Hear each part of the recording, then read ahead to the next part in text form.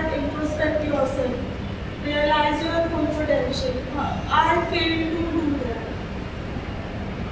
There is no need. Actually, what you are calling as introspection is usually a post-mortem.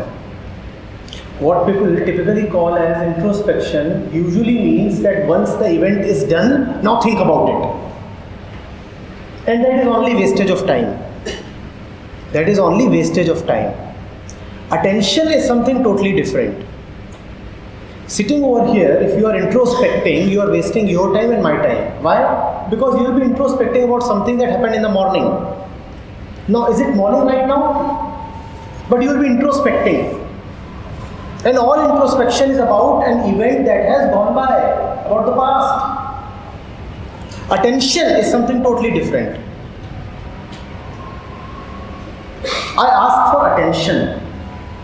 Attention says, whatever is happening, be in that. Be alive, be present. Give everything to what is and forget everything else. Let all your concerns disappear. Let all miscellaneous thoughts disappear.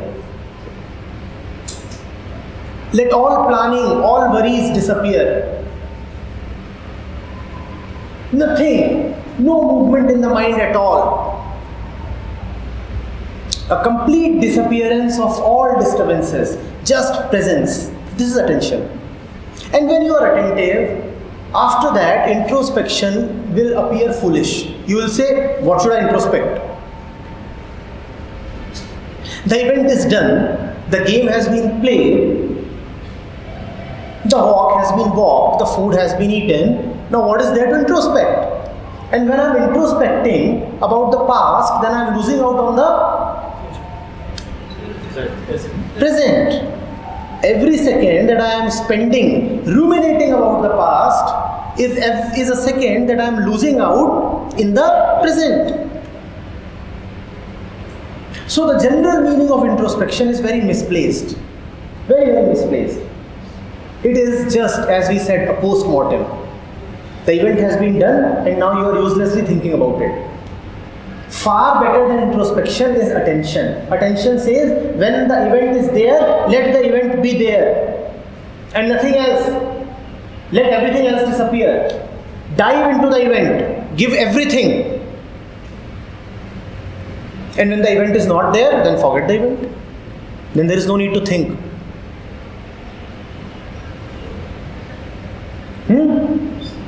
When you are awake, be fully awake. And when you are asleep, be fully asleep. When you are asleep, don't keep thinking about the day. Don't keep having bad dreams. When awake, fully awake. When asleep, fully asleep. Right? Sir, is our future is not related with the past?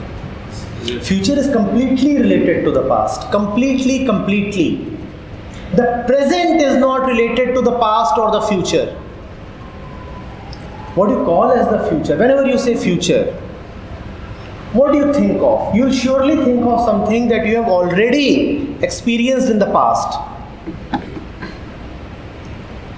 As you said, can you right now visualize yourself speaking French in the future?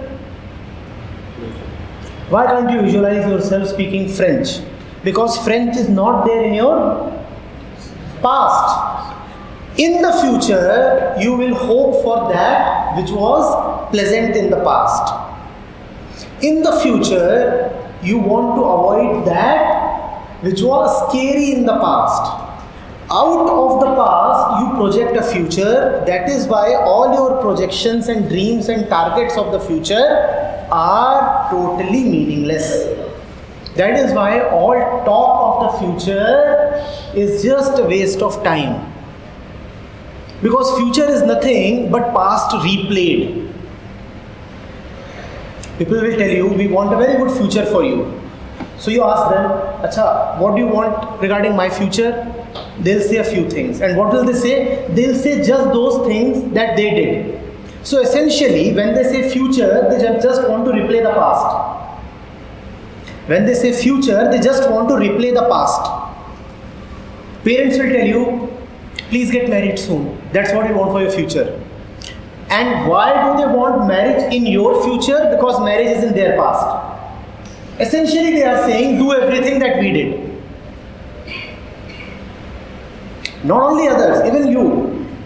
If you are to dream about what you want in the future, you will only dream of something that you have experienced earlier. Your background determines your dreams for the future. That is why the wise man does not dream. Because he knows that all dreams are such great limitations, they are traps. Dream means that I will be replaying the past again and again and again. I come from a small town where there is no industry, no corporations. There is only the network of the government. And my father was a clerk. So what do I want to become? I want to become a PCS officer. This is what I want for my future. Now, is this something new or is this something that my past is giving me? Had the past been different, I would have wanted a different future. Had the past been different, I would have wanted a different future. So this future is a bondage. This future is not giving me freedom. It is still keeping me tied to the past. That's what is the case with all our dreams, targets, ambitions, everything that has to do with the future. Hope has to do with the future, right? You hope about the future. What do you hope about the future? All that you hope is that my past, the pleasurable elements from my past, be repeated. Mind looks at the past and divides the past in two halves, pleasant and unpleasant. It says, let the pleasant be repeated. This it calls as hope of future. All hope of future is repetition of the past. Whatever was pleasant in the past, let that be repeated. Then the second half is unpleasant. And this, the mind says, should not be repeated. This is apprehension. So when you look at the future, there are only two things, hope and apprehension. Hope says this must be repeated, apprehension says this must not be repeated. But except repetition, there is nothing in the future.